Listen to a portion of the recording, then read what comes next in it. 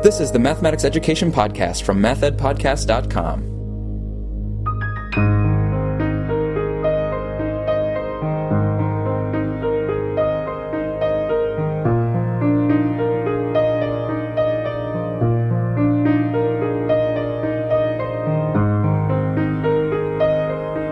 Welcome to the Math Ed Podcast. My name is Sam Otten from the University of Missouri, and today I'm joined by two guests. They are co-authors. It's Mike Steele, who's a professor of mathematics education at the University of Wisconsin-Milwaukee, and Craig Huhn, who's a secondary mathematics teacher at Holt High School in Holt, Michigan. And they're going to be talking about a book that they've written together called A Quiet Revolution, One District's Story of Radical Curricular Change in High School Mathematics. So Mike and Craig, thanks so much for both of you being here today. Thanks for having us, Sam. Thanks, Sam. So before we get into that book, which has kind of a fascinating, intriguing title, as a lot of people really think about making curricular change and shifting things in mathematics, especially at the secondary level, which is one of my particular interests. But first of all, just to get a little bit of background on each of you, I wanted to ask where you did your professional preparation. So Mike, maybe to start with you. Sure. I mean, I was a middle school math and science teacher for a number of years out in the state of Maryland. And following that, I did my doctoral work at the University of Pittsburgh under the direction of Peg Smith, and have been at both Michigan State, which is where Sam and I know each other from, and Craig and I know each other from, and the University of Wisconsin-Milwaukee at present. All right. And Craig, how about you? What's a little bit of your background and how you came to be prepared as a mathematics teacher?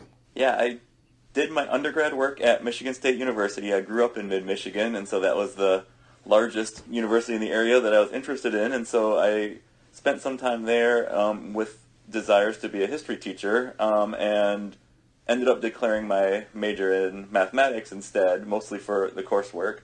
When I got to the methods courses, it was under the direction at the time at Michigan State under Dan Chazen, and we did some work about how algebra works and what a math classroom could look like, and I was really intrigued by that notion, and I haven't really looked back toward history education since that point. And so I did my undergrad at MSU. My fifth year in the program, which is how MSU is set up, is a year-long internship, and I did that at Holt High School, and luckily the following year they had an opening and hired me there, and since then I did some master's work at MSU and have maintained a pretty close relationship with the TE group since then. Mm-hmm. And speaking of Dan Chazen, so when you mentioned the work that was going on earlier, was that related to the Beyond Formulas book? That's how I remember the book anyway. Was that kind of in the mix there as well? That was a little bit before my time, but yeah, he did a lot of the work there, but while he was actually in a embedded placement at Holt High School. So yeah, part of that, we can touch on this probably later, but part of that PDS work that MSU was connected to Holt High School with, that was all part of that big project and interaction that we had going prior to 2000 when I joined the game. Right, okay. Yeah, and so a long history of Holt High School, which is actually part of, what this book digs into, the different phases and kinds of work that happened and how it continued and has gone on to this point, focusing on curricular change at the high school level especially. So speaking of Holt High School, they're in mid-Michigan, tell me a little bit about the high school itself, the setting, the students, and anything that we maybe need to know about this situation so that we can kind of get into some of the issues that the book takes on. Sure.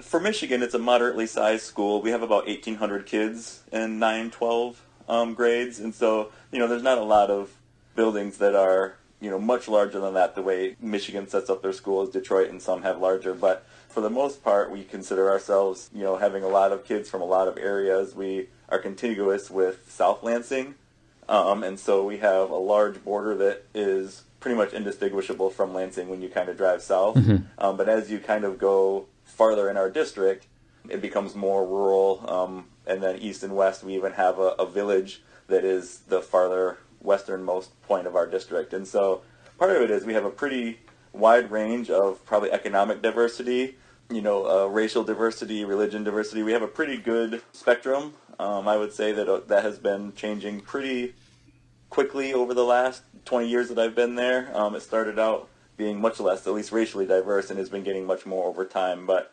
for the most part, I'd say we're pretty typical. We kind of call it urban fringe school. Mm-hmm. And then this kind of unique feature about Holt High School is this history of being a professional development school. And again, just so that we're all on the same page and listeners know, like, what does that mean in the context of Holt and Michigan State to be a professional development school? Yeah, Mike might have some insight into this a little bit, but from my understanding, joining sort of the game as PDS was in its sort of already momentum going and flowing from the 90s, but what had essentially happened was there was a large movement that Michigan State sort of led the charge in, but it wasn't localized to just Michigan State, but to sort of have, the analogy might be like teaching hospitals, where they can sort of have, working in the trenches places that are connected to an institution of higher learning, where they would actually have placements and faculty kind of moving back and forth and working together. And so that was sort of in full-fledged and, lots of funding and lots of work and momentum at that moment in time.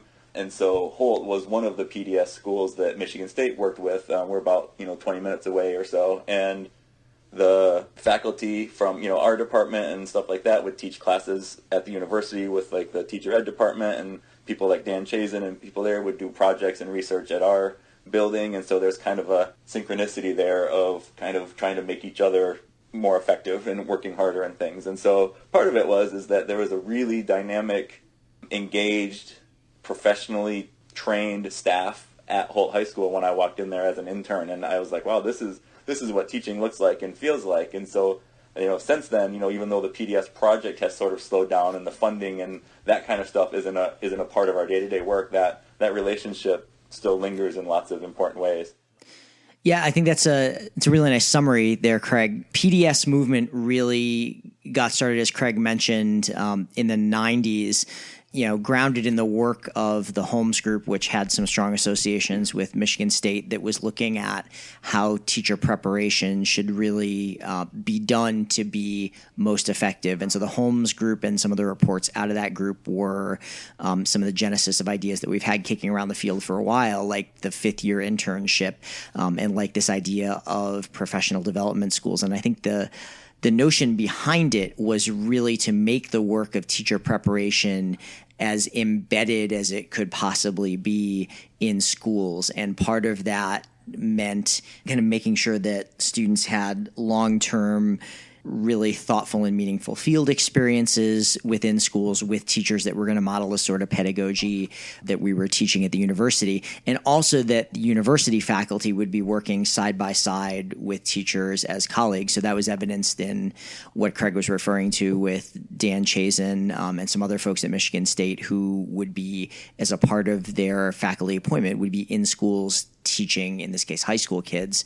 Anyone who's familiar with Deborah Ball and Magdalene Lampert's work know that a lot of their work in the 90s derived from a similar sort of situation where the two of them were teaching third and fifth grade math, respectively, in an elementary school in East Lansing. So that was really the genesis of this professional development school idea, is to bring the work of teaching teachers and the work of teaching students very much together in the same both physical and conceptual place.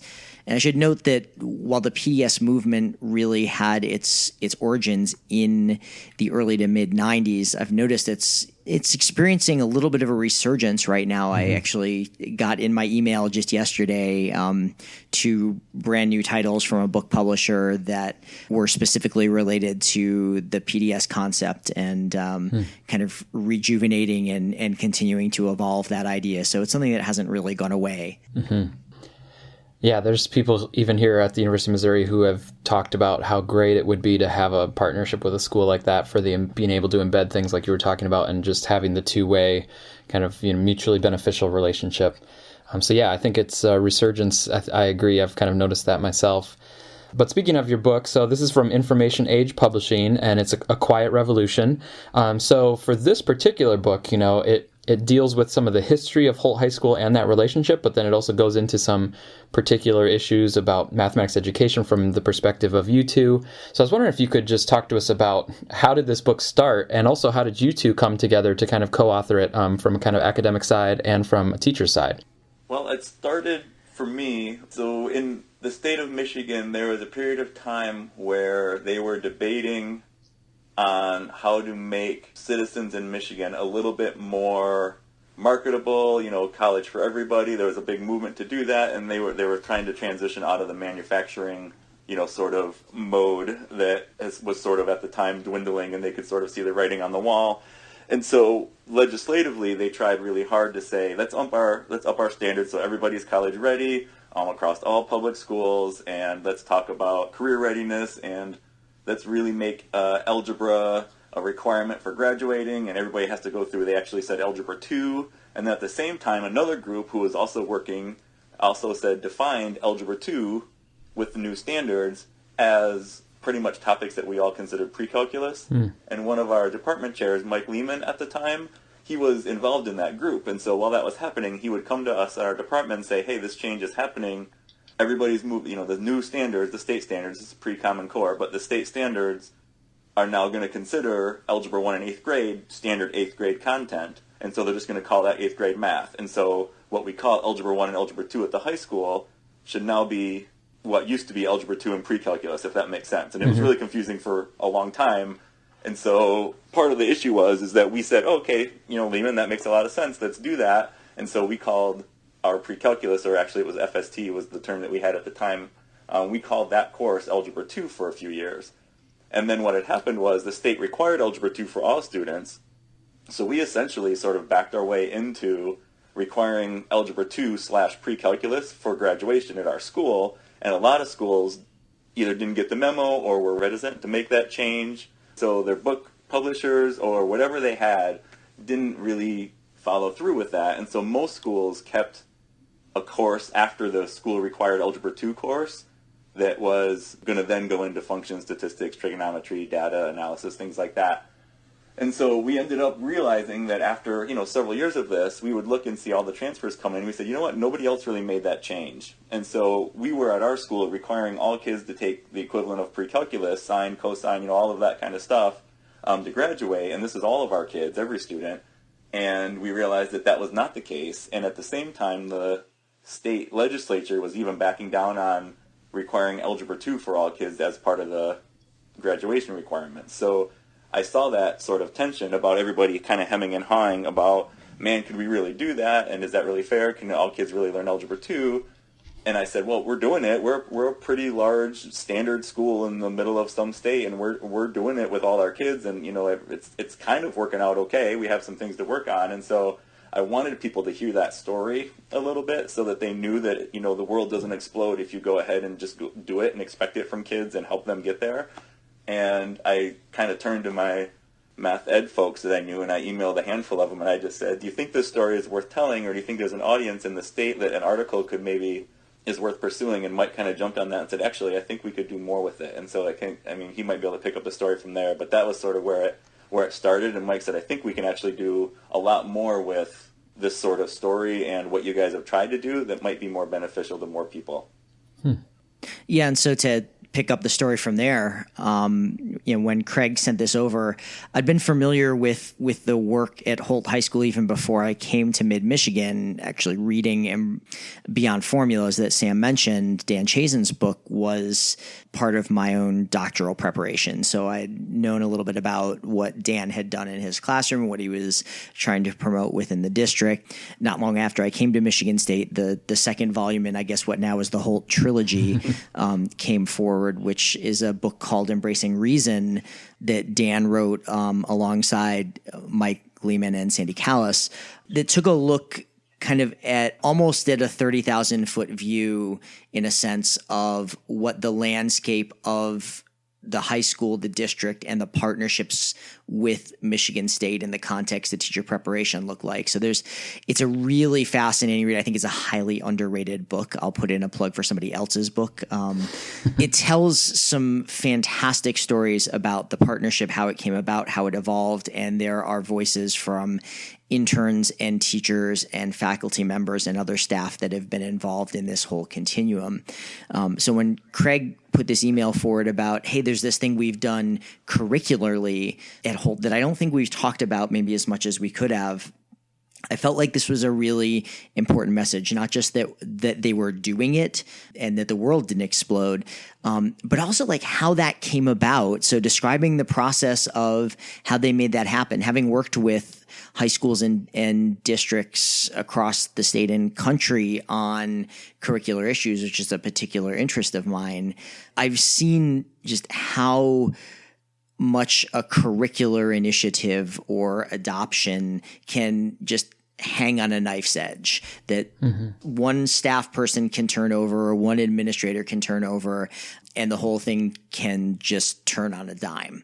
And so the fact that Holt has been doing this work and kind of making strides forward and progressing in it, maybe not in an entirely linear fashion, but certainly kind of an arc of positive change over the past 30 years, I think is quite remarkable and something that we could learn a lot from, both from a faculty standpoint in the field in math education, and also something that's going to help the teachers who are on the ground dealing with this, trying to be advocates for change in their own classrooms. Mm-hmm.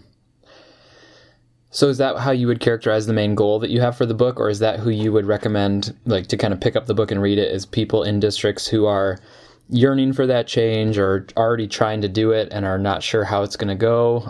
Is that kind of who you would propose it to, so that they can see how it does work out, or what comes into play? Yeah, I think that's a really big audience for the book, are teachers who are either individually or as a small band of revolutionaries trying to advocate for change in their district.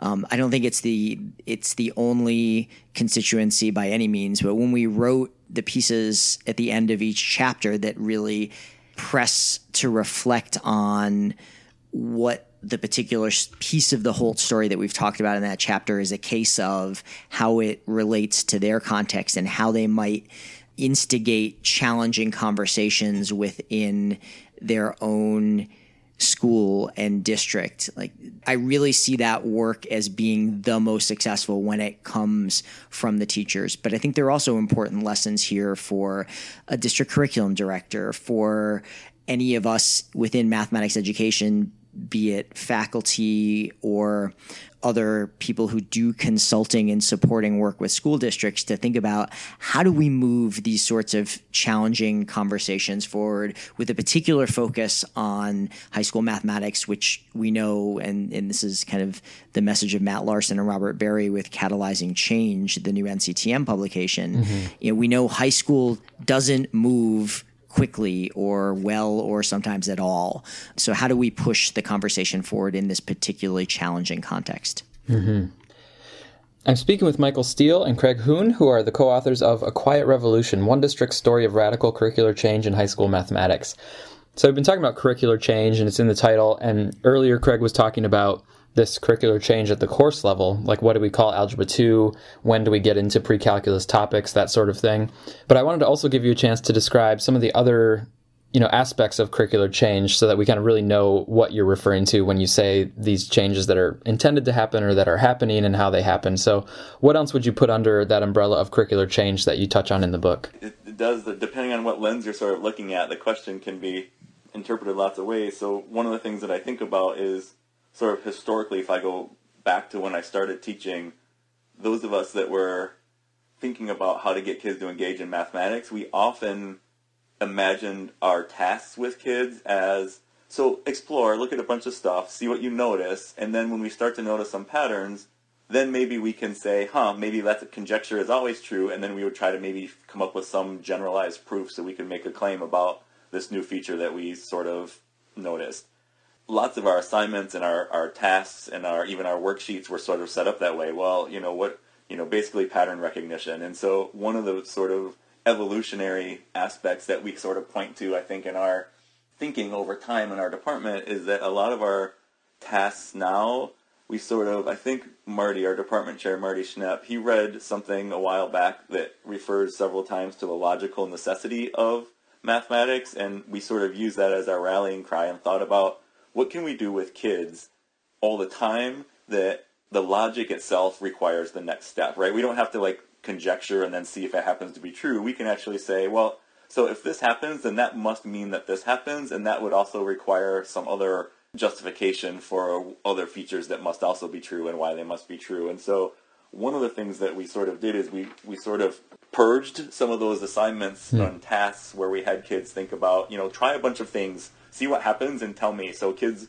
at the time were saying things like, oh, I noticed that if I put a negative number in the front of this quadratic rule, then the parabola seems to open down versus, and then we would try to go back later and say, so why must that be the case? Whereas now we sort of try to develop a sequence of events where that conclusion is inescapable, because of course that has to happen if that's what that really means. I don't know how clear that comes across, but that's one of the things that we tried to sort of refocus our energies on and think about, that we thought maybe paid more dividends for student thinking. Yeah. The way that you described that reminds me of actually a conversation I had at the NCTM annual meeting. I can't remember who it was with, actually. A lot of people walking around there and stuff, but I was talking with somebody about notice and wonder, which, notice and wonder can be a great way to start conversations in certain things, but mathematically, if you ask students to notice and wonder, they will sometimes think that they're supposed to notice what the teacher wants them to notice. And so then they're not really engaging with it authentically. They're just trying to I think, Mike, you used to call this guess what the teacher is thinking. Yep. Yes, I did. It sounds like, Craig, or at least the way I'm making sense of how you described it, is instead of just saying, please notice something, and then the subtext is, notice what we want you to notice. Instead, you're sort of like, hey, let's go through a sequence of problems, and as we think about those, it's going to lead us to another problem, and at the end of it, we will have figured something out. Yeah, an almost inescapable truth, right? At some point, that the mathematics is going to lead us somewhere itself. I think one thing that I think is a really interesting analysis in the book, and this is all fantastic work on the part of Craig and his colleagues at Holt, is really thinking meaningfully about assessment practices and student outcomes and what they mean. One of the most common questions I get when I do work with districts here in Wisconsin, and I'm trying to move the needle on high school instruction in some way, is inevitably we get to, so what about the ACT, right? So how is this going to help us get better ACT scores? And I loathe that question largely because I don't see that even anywhere near the top of the list of goals I would have for a district and for students' high school mathematics education. But it seems to be this inescapable loop. I'll have teachers that agree with me on that, and they'll say, yeah, but we're really still accountable to this, so can you tell us how it helps you with the ACT?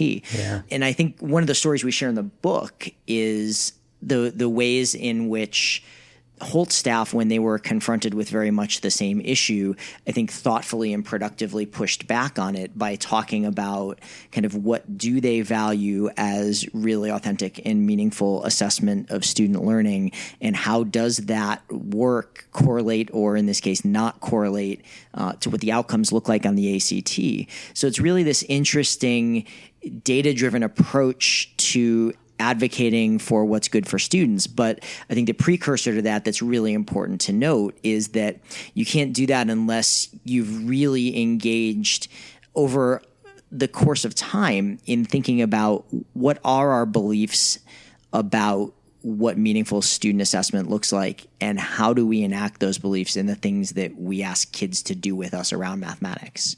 And I think part of that came about when we kind of were asked to come up with, this is several years ago too, where they said you should have, a common final assessment across the courses. And we said, okay. And so it really forced us to talk about, so what is it that we want to see from our kids at the end, so that if a kid does well on it, we can claim that they must have, been successful in the course and in the content. And so, we kind of took a cue from our English friends who kind of give the essay portion of the final exam ahead of time, so they have time to grade it and think about it, and then during the exam period they do some of the other short answer stuff. And so we sort of stole that approach, and we kind of give a couple of really big in-depth problems ahead of time. That's kind of like what our idea of it is sort of a constructed response, where they have to kind of figure out how the math they know would lend itself to answering a certain kind of big real life question that we posed to them. But what that did is that gave us as a department an opportunity to have a whole bunch of student work several days before the end of the term. And so we've used that opportunity to actually, as a community, as a group of teachers, sit together and grade them all as one large group. Half the department will grade question 1, this big constructive response thing, and the other half will do question 2, and we just rotate them all through. And so we've had tons of really good conversations about what we notice when we see all 500 kids taking algebra, all of their work on this particular task. Mm-hmm.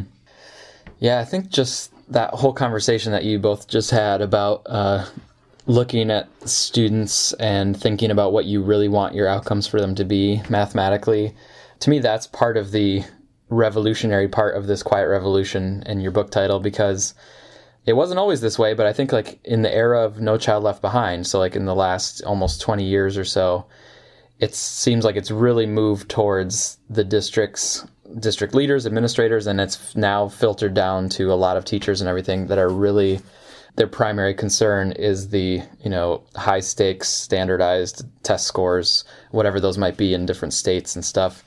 And it seems like, that is now kind of revolutionary, to find a way to still put value in what you think is important for students to be learning, and then you can connect it to the high stakes tests kind of thing, but you're not just completely beholden to the high stakes tests as the only outcome of importance. Yeah, and we actually spent a little time early on in the book kind of going through kind of what the major historical contexts have been in the policy environment across the close to 30 years of work. So I think there's some interesting work that we tried to do in saying this is what the national landscape looked like at this particular point in time, and then here's what was going on at that moment of time locally at Holt, and how they responded, reacted, acted proactively in many cases to some of these broader contextual things that were happening in the policy environment. Yeah, and so speaking of that kind of historical view, a central idea of the book is how do you sustain change with different people across different eras. And so I wanted to take that idea of sustaining change and then ask you about, in a long-term view, what's the next part of sustaining your change? So like going forward for Holt High School, what are some things that you're still working on or that still need to happen to keep the momentum going for the next, 10 years or 30 years? Yeah, well, so a big part of it is handling the, onboarding new staff, trying to, staff recruitment, trying to figure out how we can, as the sort of cast of characters revolves, how we can sort of maintain the sort of directional focus that we've had. And so part of it is, developing newer staff and department members to sort of find and seek out people who are energized by conversations about the way kids think about mathematics, and who want to creatively consider what can we do with kids that sort of pushes the envelopes, so that we're not okay with just giving them a formula sheet and having them compute some stuff on a test and saying, good, they learned it. So, that all leads to, then you start rethinking, so what about the content? So in geometry, I noticed that we have this unit that doesn't seem to go very well. How can we do that? So we just have this sort of recurring conversation, sometimes with new blood and sometimes with loss of other ones, and we just try to go through and I sort of see our next phase as, reworking some of the courses that we feel like, first couple go rounds are decent, but we can now look at it because, as we're pretty clear in the book, it's not like we've done these things and now there's rainbows over Holt High School and all of the kids, click their heels learning math and they absolutely love everything. Like, I've got kids who still won't take their earbuds out because they're completely disinterested with whatever I could possibly talk to them about that day. And so, our real next phase is, okay, so for the kids who engage, we feel like we've got a program that really can convince them that it's worthwhile, that mathematics makes sense, and that they can learn really deep concepts and can do some really awesome things, but we don't have 100% engagement. And so what now? We've played around with all of the stuff that we could think of that, Joe Bowler's been doing. We're doing lots of work in that direction, but it's really, I think, gotta go to how do we get more kids doing more of this mathematics with us? So I want to touch on that idea of the rainbow over the school, because I also feel like part of what's happening right now with people who are trying to, and this could even be like private companies and different people that are, getting involved in school improvement and all that sort of thing. It feels like some of them are really looking for the school that's just perfect and magnificent and has the rainbow over top. And they just then want to like duplicate that school everywhere.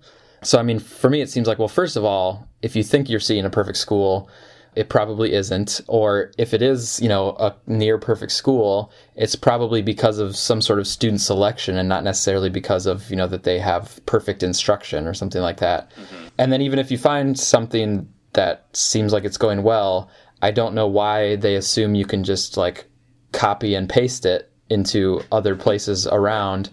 So I like the way that you're speaking about Holt High School, is that we've been working on certain things. We've made progress in a lot of areas. We're really proud of certain things, but we are still working. It's kind of a continuous process.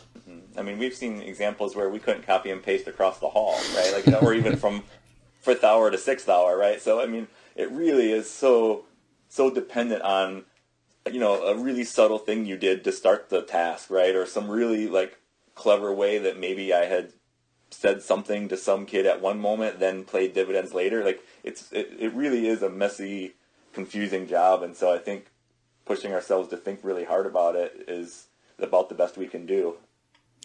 And I mean, to add to that, there's still this insular kind of component to the work of teaching within schools, like talking about what Craig just said, even getting to that level of depth of talking about what happened with a task or a lesson across the hallway that gets into those nuances of, okay, well, how'd you launch it? Okay, so what was the nature of the discourse? Okay, let's take a look at the student work in your class and my class and see if we can figure out what's happening here. And then when you start to think about across districts, across states, we don't have those conversations in general. And when we do, they're often treated with a little bit of suspicion. Like, I don't know what's going on over there across the town borders, the next town over. And I'm going to be a little careful about how much I share with them because, we still got to come out better than them in the state rankings. So there's this insular, this guarded nature to the work that we do that limits how we've talked about this. And the thing I like to say about this is, for every problem that a school district bumps into about how do we do block scheduling, or how do we move from a published curriculum to a teacher-generated curriculum, or how do we do intervention and student support in a way that improves on what we've got, like somewhere there's a district that has this solved.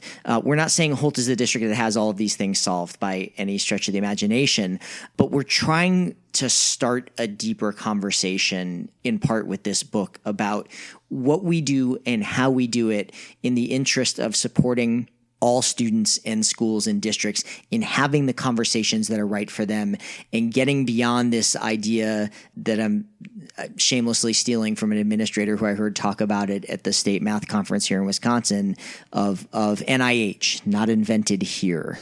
This idea that if somebody else came up with it, well, it's not going to work because we didn't come up with this. It's not invented here. There's plenty that we can learn from the work that districts are doing around these complicated sets of issues around the teaching and learning of high school mathematics. And I think it's high time that we did that. Mm-hmm. Yeah. And I think, so to connect back to my earlier comment, even though the success of a perfect school can't be copied and pasted, we can absolutely learn from other schools. And if we see something that a school has worked on and made some kind of progress on, then a conversation should happen and other people can learn from that. So that's a different thing than a copy and paste. It's we could learn from you. That's the shift. And I think that's kind of how you're both talking about it. Mm-hmm. Yeah. And from successes and missteps and, just the conversation that's had, I'm not entirely sure that, whatever could be copy and pasted or could be learned from or could be even make sense to do, but that conversation about why was that important to you and what were you considering when you did that, how did that happen, that I'm sure is generalizable. Mm-hmm. The book is A Quiet Revolution, One District's Story of Radical Curricular Change in High School Mathematics. And Mike Steele, Craig Huhn, the co-authors, thanks so much for taking the time to speak about the book. Of course. Well, thanks for having us, Sam. I appreciate it. And I do have one final question. This comes also from Michigan State University. So my friend Aaron Brackenecki, who both of you might know, but he was there in grad school with me, and he would always ask guests, what would you do if you were not in math education? So I'm going to put that question to both of you.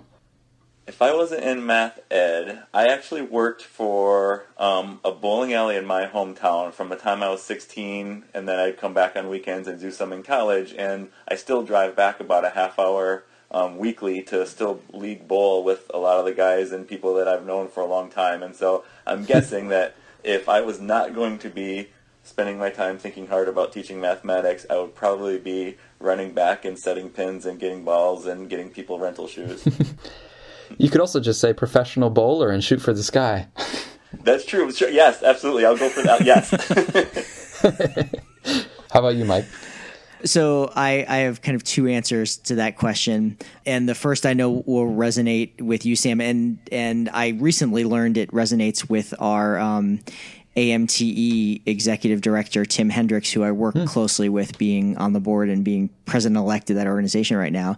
Tim was actually a secondary band director for a short time. And being a musician myself, I could have easily seen myself going in the band and orchestra director, theater director direction. Although as a tip of the hat also to my friends and colleagues back at Holt High School, my more recent pursuit being brewing beer, and I learned a ton from many weekend sessions with some of Craig's colleagues at Holt, who are outstanding brewers that helped me hone my craft, and certainly that's kind of the Wisconsin answer here, since every other person is a beer expert in one way or another here. So those are the two things I could see myself doing if I weren't in math ed.